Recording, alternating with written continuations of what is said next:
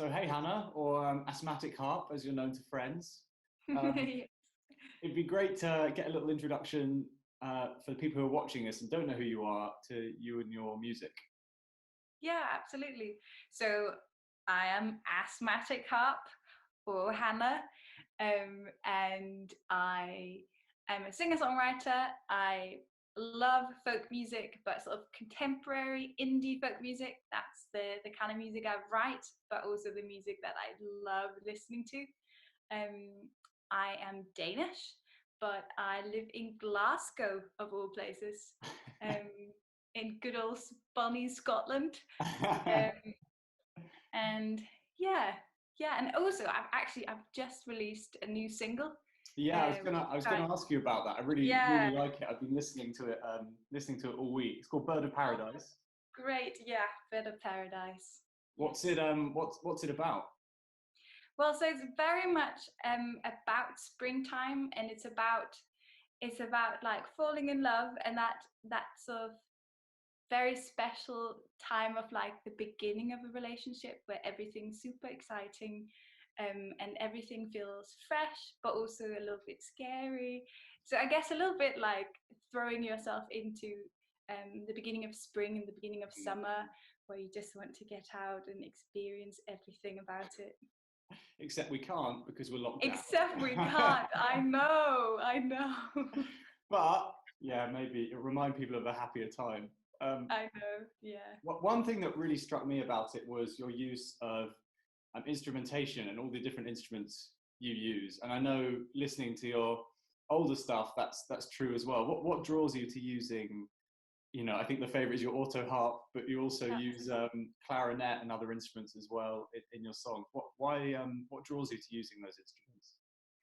Yeah, so it's really interesting whenever like people pick up that fact, pick that up in my music, because it's not that I sort of think about that, oh, I'm gonna use really interesting and different instrumentation. I think it's more that my way of thinking about composing music and writing music and also like arranging music is really shaped by um, just how much I love sound, and how interested I am in like different textures and different timbres and different sounds, and also like sounds that are not necessarily classed as music.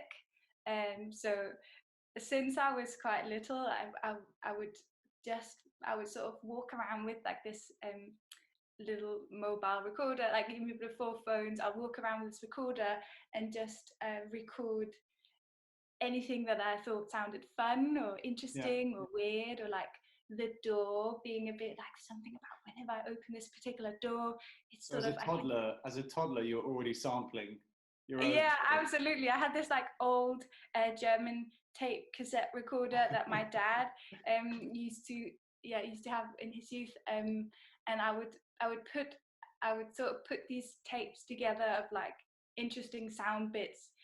So everything from my brother's very asthmatic breathing or coughing to I remember also like recording a hairdryer. Is that where Um, asthmatic harp comes from? That's a, yeah, I mean, there's a lot of asthma in my family. oh Uh, right, so, okay. it sort of comes from that, and also just the thing of the harp and asthma, and how there's something about it that doesn't fit together, but yet Yeah. that's what life's like, isn't it? And that's what music is like. It's a mix of things. It's both like the darkness, and then it's the beautiful um, tunes. So I think that's why I'm using all these different instruments, because I just think about um, the color, the tones of something, Mhm. rather than that. Oh, I definitely need to have this. I just need to have a bass and drums and Hmm. guitar. And, It's yeah. really cool, and I think one of the reasons I'm happy that you're our first sort of feed showcase is that I think your music does sound really unique as a result, and I think the way you play with melodies and different instruments is really great. So hopefully, yeah, go listen, Bird of Paradise. I'll include a link in the blog post as well, so people can listen. Excellent. And it's been a little while since you last released music, a couple of years, 2 3 years. Yeah, Um, yeah, it has. what were you doing during the break? Was it an intentional break, or did it just pan out that way? Yeah, so it's really funny actually when I told one of my best friends about the release and like, yeah, I'll be releasing Bird of Paradise. It's so exciting. She was like, oh right, so is it gonna be 3 years until the next release then? And then I was totally like, what? I hadn't realized. I actually, to be honest, I hadn't really realized that it had been that long. Mm. It didn't feel, to be honest, also it didn't feel like a break. Mm-hmm. But I guess there was a break in terms of like releasing music. But that break, if we call it that, was very much a time where I just really focused on my live sound. I had just moved to London actually from Denmark, was really sort of resettling, and just I started playing with a really interesting group of musicians from all over the world really. We all studied together at this music school called the Guildhall School of Music and Drama in London, and people, yeah, it was like musicians from classical backgrounds and people from non-classical backgrounds coming together making music. So I think it was a time of like exploring my live sound and exploring like new influences in my music. Yeah, I think that comes through in the live track as well, actually, in the latest track, sorry. So how were you keeping, you said you're playing live a lot, but how else were you keeping an audience engaged in the time when you weren't releasing music? Yeah, so I think a lot of it was also just like sharing little updates with what I was experimenting with. I remember sharing posts about like, oh, now I'm trying to fix this MIDI keyboard that I needed to fix, and I had just learned how to like solder things, so I was really excited about trying to fix it myself. So I remember sharing posts about like me opening up this MIDI keyboard, sitting with all these like tiny screws and my soldering iron, and also like just process images of trying to experiment with new ways of writing. I was using, for instance, a music box as a composition tool a lot. So like sharing that kind of process, and then like trying to document all the live stuff really. Yeah, I mean, so I guess you find a whole new audience of kind of music tech geeks as well who are interested in that sort of thing. That's really interesting, and we've noticed, I think, from your time using Feed, that generally the content you put out there is really good at engaging both new people and your existing fans. Is there anything you've noticed that works particularly well recently for the last release? Well, there's this particular example actually of so with my recent tracks, I went to a studio here in Glasgow where they could actually mix my music onto tape, which was really exciting. It just gives it like this kind of very warm, fussy, like vintagey kind of sound. And I did some like videos of us doing that process and just like the wheels spinning. And so I posted one of those videos, and it was really interesting to see how that video just seemed to engage a lot of people. And also particularly people that I maybe hadn't been in contact with before, like new audiences. And I think that's such a great example because all the time, particularly I think as a female artist, you sort of get told that, oh, you should post photos of yourself. It should be you want to put your face out there, your face. And I think, I mean, that can be pretty tiring regardless of your gender. So it was just something really nice, like seeing this content being something that people wanted to engage with, because I think it's super exciting, this process of like mixing onto tape myself. Yeah, definitely.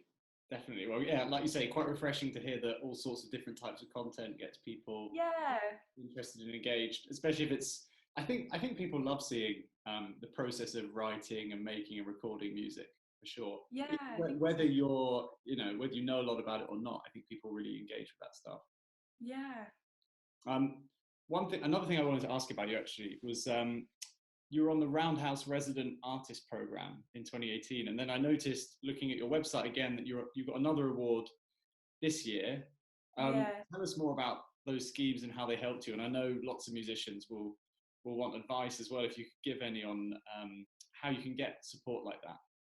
Yeah, absolutely. I mean, so both of these things have been really major in like in just aiding me to like put my music out and actually keep going with the projects that I work so hard on. So like the Roundhouse residency was a really good way for me to, it's basically we were like a cohort of, I can't remember how many, but a cohort of musicians and also some circus performers, and we basically got picked out, and we were then allowed to like use the Roundhouse as a space to come and create. They have these studios where we could basically come and book ourselves in and record and also like meet each other. And I guess just like there was a thing of like following each other's journeys and like something about community, which I think is super important as an artist. And I mean, particularly like in early career, that you've got people that you follow each other and you support each other in something that can be quite a lonely journey. But doing having that Roundhouse residency just meant that I had like a really like a safe haven and a creative space, a creative family in London that I could just use and rely on, and it's really good. Was there much collaboration between artists and, did you say circus performers? I didn't know there were circus. Yeah, there were even, actually that was part of it as well. Yeah, there were circus performers. Unfortunately, we never really got to, or I didn't personally get to collaborate with the circus performers. I think, if I'd had another year, that's what we all said. Oh, just another year at the Roundhouse. But I certainly made some really good friends with several of the musicians, and actually two of the other musicians, one from a band called Keep Jupiter, and then a songwriter called Sophie Kilburn. They're both on my next EP. So that was super valuable from that point of view. Yeah, and the latest award you've got is a Help Musicians UK award.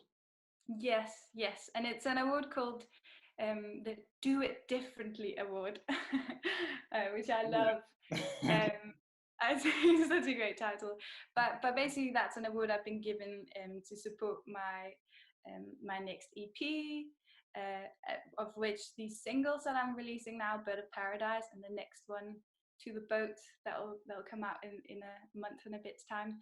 That's a grant that'll be given to support that release and everything around it.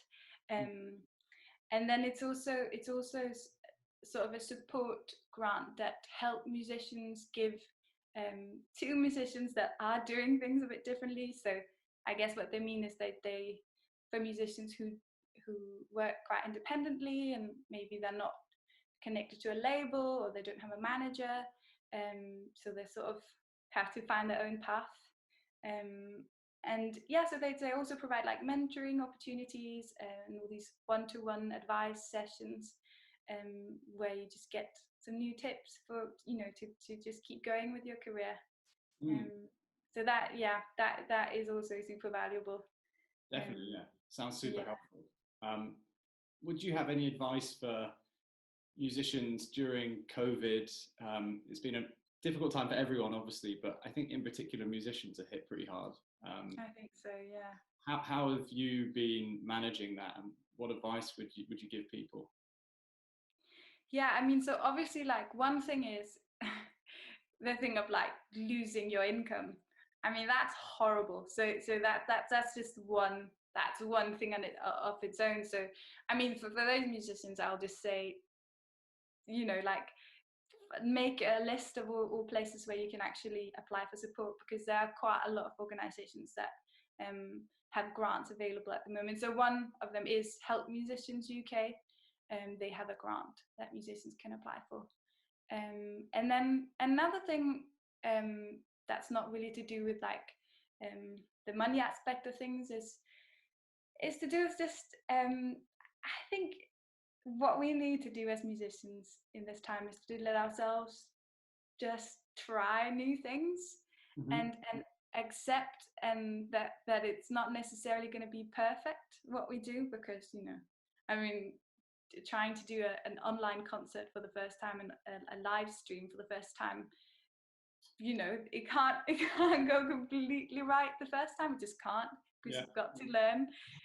So I think it's about just allowing yourself to just try things and then celebrate the fact that you actually did do it, rather than you know, wait until you're absolutely sure and confident that it's going to be perfect. Yeah, it seems like you're doing it pretty well, because well, since you've been using Feed, I guess, for the last few weeks, and over the course of your sort of single release campaign, it's been great to watch your audience growing across not just social media but streaming platforms as well. Hopefully Feed's been useful in helping you get the message out there and reaching more people. But lastly, I just wanted to ask, you know, what would you, as an artist who's been using Feed for a little while, what new features or what additional features would you like to see us put in the Feed product for down the line? Yeah, so I think that something that could be really exciting could be if you had like the different social media platforms sort of separated into individual sort of sections, so that, because what I find with social media is that you know, you need to be communicating so differently, like across platforms. So like for me, Instagram is one thing, you can communicate in a certain way there, then Facebook is another thing, and then Twitter is a third thing. I know that Twitter is not currently part of Feed, as far as I know, but yeah, so that's, I think that could be really interesting, because that's also something I'm learning about, you know, as I post on platforms, just picking up on like the tiny differences. Yeah, I mean, even though Facebook and Instagram are owned by the same, I know, yes. You can post a link in a Facebook post, but you can't do it in an Instagram post. Exactly. Yeah. No, I totally appreciate that. Well, look, thank you so much for speaking with us and being our first Feed showcase. Thank you. Yeah, tell us more about the EP and when we can maybe hear your music, what you're up to in the next couple of months.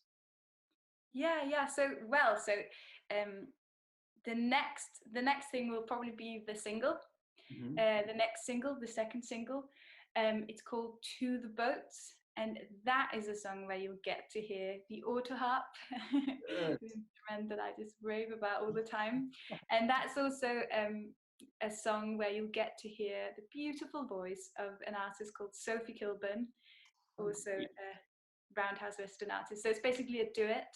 I think you can sort of expect, if you know First Aid Kit, you can sort of expect a similar vibe to that, to those songs.